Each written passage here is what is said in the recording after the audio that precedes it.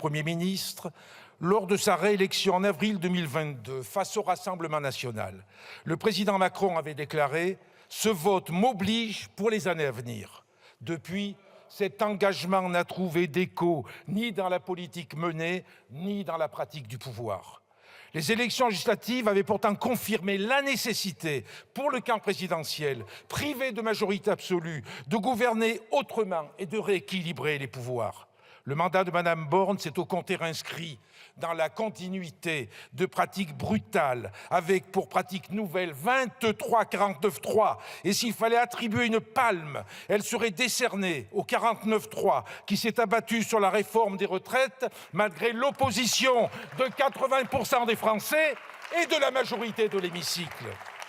Violence institutionnelle et reniement des engagements, tel est le résumé de ce début de quinquennat qui s'est achevé en donnant à l'extrême droite une victoire idéologique majeure, en cédant toute honte bue au fantasme, avec l'adoption d'un texte sur l'immigration contraire à la loi fondamentale, en créant un appel d'air au racisme, tout en fragilisant notre état de droit. Certes, plus d'une trentaine de mesures ont été censurées par le Conseil constitutionnel, mais l'irréparable a déjà été commis, laissant derrière son passage blessures et conséquences.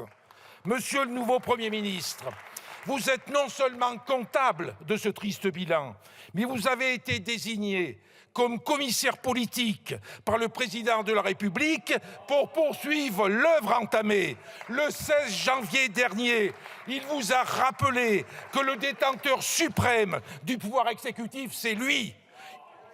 Vous venez de le confirmer avec votre gouvernement mondain de l'entre-soi. Vous servirez sa politique au service des riches, une politique qui creuse toujours davantage les inégalités, avec fierté, dites-vous, sans jamais douter, avec arrogance. C'est cette feuille de route qui vous a été confiée. Et la vacance de tant de ministères de votre gouvernement atteste de la quintessence idéologique de ce projet politique. Alors que l'hôpital public se meurt, que le non-accès aux soins est généralisé, laissant pas moins de 10,7 millions de personnes sans médecin traitant, ce gouvernement ne compte pas de ministère de la Santé de plein exercice. Alors que le nombre de travailleurs pauvres et d'emplois précaires explose, que les réformes successives et celles à venir menacent l'existence même d'un droit à l'assurance chômage, ce gouvernement ne compte pas de ministère de travail de plein exercice. Alors que la France traverse une crise du logement d'une ampleur inédite, que le nombre de personnes sans domicile a doublé en 10 ans, que 3000 enfants dorment dans la rue, que 18% de la population vit dans un logement insalubre, ce gouvernement ne compte toujours pas de ministre de logement. Alors que l'édit Outre-mer, le taux de chômage est 2 à 4 fois plus élevé que dans l'Hexagone, que s'y nourrir y coûte 30 à 42% plus cher, que s'y trouvent les plus grands déserts médicaux et que le scandale d'État du chlordécone attend la réponse de votre gouvernement, toujours pas de portefeuille dédié à ces territoires. Alors que notre pays a besoin de mesures chocs pour développer le transport ferroviaire, les transports en commun à la hauteur des besoins, dans l'urgence de la transition écologique, ce gouvernement ne compte pas de ministre des Transports. Alors que l'école publique connaît une crise sans précédent, que près de 10 000 enseignants ont disparu depuis 2017, que la France poursuit sa chute vertigineuse dans le classement PISA, pas de ministère de plein exercice pour l'éducation nationale. Pire, le jour même de sa nomination, la ministre en charge de l'éducation nationale, de la jeunesse, des sports, des Jeux olympiques et paralympiques vantait la ségrégation sociale et le tri social, humiliant au passage les enseignants du public.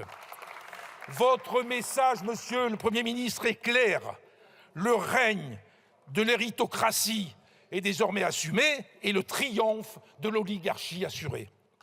Alors que les guerres bouleversent l'ordre du monde, que l'urgence est à l'action pour la paix, nous constatons la mise sous tutelle d'un ministre des Affaires étrangères qui dit avoir pour seul atout d'avoir grandi à l'étranger pour réussir dans sa tâche, ô combien difficile et essentielle pour le rayonnement de la France à l'international. Où sont vos propositions pour réparer notre République abîmée pour apaiser notre pays déchiré, pour répondre à la souffrance de la majeure partie du peuple maltraité.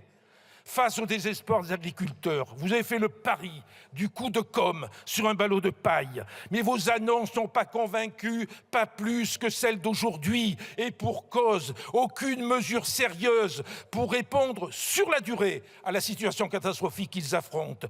Rien de concret sur les distorsions de concurrence nourries par l'importation massive de produits qui ne respectent pas les normes sociales ou sanitaires. Rien sur les effets du libre-échange, des traités de libre-échange des assignés. Seulement un vague engagement sur le Mercosur en ignorant les autres négociations en cours. Rien sur le revenu des agriculteurs, les prix planchers et sur la révision en profondeur du cadre des négociations commerciales. Je vous le dis, on ne dupe pas impunément ceux qui ne veulent pas mourir pour pouvoir nourrir. Et vous ne duperez pas non plus la majorité des Françaises et des Français qui ne se laisseront pas impressionner par une litanie de mesurettes de court terme, alors qu'ils attendent des réformes de fond et de progrès social. Face à une inflation qui atteint 20% en cumulé sur les 2 dernières années, avec des pics encore plus importants pour les denrées alimentaires et l'énergie, face à la smicartisation de la France, face à la paupérisation des travailleurs, vous ne proposez rien pour revoir de fond en comble notre système fiscal et garantir une meilleure répartition des richesses et de la valeur. Rien pour réduire les écarts de revenus. Rien pour pénaliser la rente financière et améliorer significativement le niveau de vie de l'immense majorité de nos concitoyens. Bien au contraire, vous nous annoncez poursuivre dans la casse minutieuse de notre modèle social. Vous allez laisser respirer les entreprises avec moins de normes et étouffer les chômeurs avec moins de droits. Et vous avez oublié, comme par hasard, de rappeler l'augmentation des prix d'électricité et des franchises médicales. Je vous le demande, Monsieur le Premier ministre, solennellement, renoncez à ces augmentations. Face au drame qui se déroule en Palestine, et alors que la Cour internationale de justice a reconnu le risque de génocide en cours dans la bande de Gaza, la France, comme vous-même, reste désespérément silencieuse et complaisante à l'égard du gouvernement israélien, ignorant le rôle que notre pays pourrait jouer dans cette région pour retrouver de sa grandeur passée.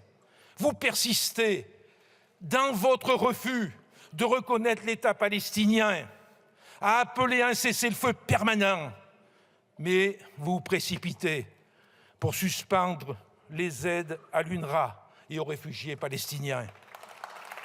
Le fameux 2 poids 2 mesures est devenu la ligne de conduite de la diplomatie française. Enfin, vous nous assurez vouloir être respectueux de la représentation nationale.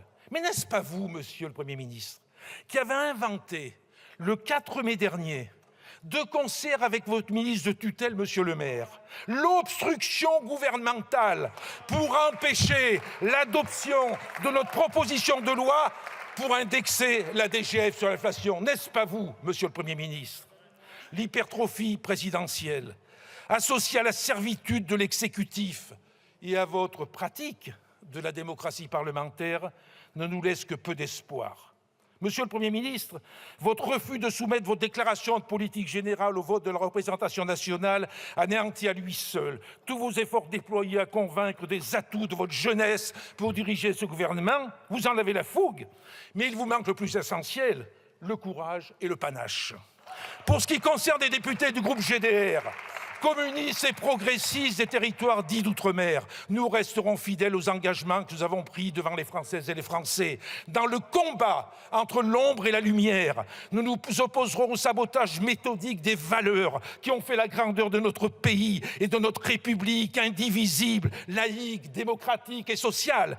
Nous resterons fidèles à notre pratique parlementaire, travaillant sans relâche ici sur nos territoires, et sur nos territoires pour être au plus près des besoins et des préoccupations compassion de celles et ceux qui souffrent. Nous déploierons toute notre énergie pour réparer notre nation, parce que nous sommes, pour reprendre Aimé Césaire, du côté de l'espérance, mais d'une espérance conquise, lucide, hors de toute naïveté. Oui, hors de toute naïveté, ce qui nous fait dire, pour conclure, Thatcher, sortez du corps de notre Premier ministre. Parce que, comme le dit le poète, quand on est réac, on est réac. Je vous remercie, Monsieur le Président.